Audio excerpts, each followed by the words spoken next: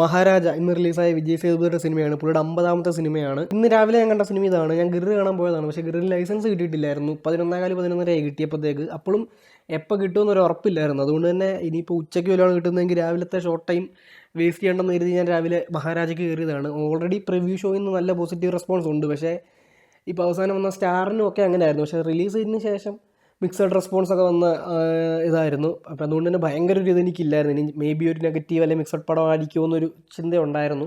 പിന്നെ ഫീനിക്സിൻ്റെ ഒക്കെ കാര്യം പറയണ്ടല്ലോ, അമ്മാതിരി പോസിറ്റീവ് റെസ്പോൺസ് ആണ്, പെയ്ഡ് പോസിറ്റീവ് റെസ്പോൺസ് ആണ് പ്രീമിയറിൽ നിന്ന് കൊടുത്തത്.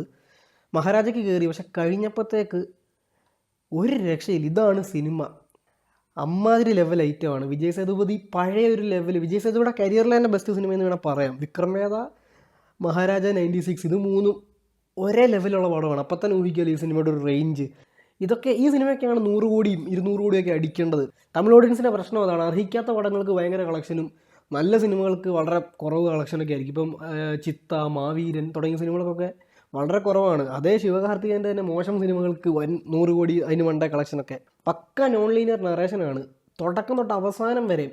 അവസാനിക്കുമ്പോഴേ നമുക്ക് ഈ സിനിമ മൊത്തത്തിലൊരു ഇത് മനസ്സിലാകത്തുള്ളൂ. കാരണം അങ്ങനെ തുടങ്ങി ഒരു റൗണ്ട് ഇങ്ങനെ വരച്ച് അതിൽ നിന്ന് പല സ്ഥലത്തോട്ട് പോയി ഇതിൻ്റെ തീരുന്ന സീനിലാണ് ആ റൗണ്ട് പൂർത്തിയാവുന്നത്. അമ്മാതിരി ലെവൽ സ്ക്രീൻ പ്ലേ ആണ്. പക്ക ടൈറ്റ് സ്ക്രീൻ പ്ലേ. ഒരു സീൻ പോലും അൺവാണ്ടഡായിട്ടില്ല. തുടക്കം കണ്ടപ്പോൾ ഞാൻ വിചാരിച്ചു ഈ സീനൊക്കെ എന്തിനാണെന്നൊക്കെ വിചാരിച്ചു. പക്ഷേ അവസാനം എത്തിയപ്പോഴത്തേക്ക് അതൊക്കെ ഒരു റൗണ്ടാക്കി ഒരു രക്ഷയില്ലാതാക്കിയിട്ടുണ്ട്. നമുക്ക് ഒരുപാട് അറിയാവുന്ന ആൾക്കാരുണ്ട്. വിജയ് സേതുപതി, അഭിരാമി, മമത മോഹൻദാസ്, ഇവർ രണ്ടുപേരും മലയാളത്തിൽ നിന്നുള്ളതാണ്. പിന്നെ അതല്ലാതെ തമിഴിൽ തന്നെ നാറ്റി, പിന്നെ ഹിന്ദിയിൽ നിന്ന് അനുരാഗ് കശ്യപ്പ്, ഒരുപാട് പേര്, നമുക്ക് മുനീഷ് കാന്ത്, നമുക്ക് സുപരിചിതമായിട്ടുള്ള ഒരുപാട് മുഖങ്ങളുണ്ട്. എല്ലാവരും തകർപ്പൻ പെർഫോമൻസ്. വിജയ് സേതുപതി അഴിഞ്ഞായിട്ടുണ്ട്. പിന്നെ പുള്ളിയുടെ ഒരു മകളുടെ ക്യാരക്ടറുണ്ട്, ആ കൊച്ചിൻ്റെ പേരെനിക്കറിയത്തില്ല. അസാധ്യ പെർഫോമൻസ് ആണ്. അനുരാഗ് കശ്യപ്പും പൊളിച്ചു. മൊത്തത്തിൽ എനിക്ക് ഭയങ്കര സാറ്റിസ്ഫാക്ഷൻ തന്ന സിനിമയാണ്. ഇതിനെപ്പറ്റി പോസിറ്റീവ് നെഗറ്റീവ് അങ്ങനൊന്നും പറയാനില്ല. നെഗറ്റീവ്സ് ഒന്നും ഇല്ല.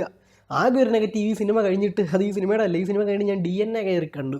അതും കഴിഞ്ഞാണ് ഇപ്പോൾ റിവ്യൂ പറയുന്നത്. അതുകൊണ്ട് തന്നെ എനിക്ക് ആ ഒരു ഫീൽ ഇപ്പോൾ പോയി. ആ സിനിമ DNA പോലത്തെ ഒരു മോശം സിനിമ ഈ അടുത്തൊന്നും കണ്ടിട്ടില്ല. അതുകൊണ്ട് ഇതിൻ്റെ അവസാനത്തോടെ അടുക്കുമ്പോഴത്തേക്ക് പെട്ടെന്നൊരു ചുരുൾ കഴിയുന്ന പോലെ എനിക്ക് തോന്നി. അത് കുറച്ചുകൂടെ ഒന്ന് ലോജിക്കലെന്നല്ല, കുറച്ചുകൂടെ നടക്കുന്ന പോലെ ആക്കാൻ വരുമെന്ന് തോന്നി. ഒരു പോലീസ് പരിപാടിയായിട്ട് ബന്ധപ്പെട്ടതാണ്. അതിലെ ശരിയും തെറ്റുമല്ല ഞാൻ പറയുന്നത്. പക്ഷേ കുറച്ചുകൂടെ ഒന്ന് തല പുകച്ചിരുന്നെങ്കിൽ, അവിടെ കൂടെ ഒന്ന് ഇതാക്കിയിരുന്നെങ്കിൽ 100 ഔട്ട് ഓഫ് 100 ആണ് ഈ സിനിമയുടെ റേറ്റിംഗ്. ഇപ്പം തന്നെ സിനിമ മാസ്റ്റർ പീസാണ്. ഉറപ്പായിട്ടും പോയി കാണൂ. സിനിമ ഇഷ്ടപ്പെടുന്നവർക്കൊക്കെ പോയി കാണാം. ത്രില്ലറാണ്, അതുപോലെ തന്നെ ഇതുണ്ട്, കലാമൂല്യമുണ്ട്, എല്ലാം ഉണ്ട്. പ്രോപ്പർ കണ്ടൻറ് ഓറിയൻറ്റഡ് സിനിമയാണ്. അതുപോലെ തന്നെ 100% എൻ്റർടൈനറുമാണ്. ഇത് രണ്ടും കൂടെ ഒന്നിച്ച് കിട്ടണമെങ്കിൽ ഭയങ്കര പാടാണ്. അത്തരത്തിലുള്ളൊരു സിനിമയാണിത്. ഈ സിനിമയ്ക്ക് എൻ്റെ റേറ്റിംഗ് 4.5 ഔട്ട് ഓഫ് 5 ആണ്. മാസ്റ്റർ പീസാണ്. ദയവ് ഇത് മിസ്സാക്കാതിരിക്കുക തിയേറ്ററിൽ.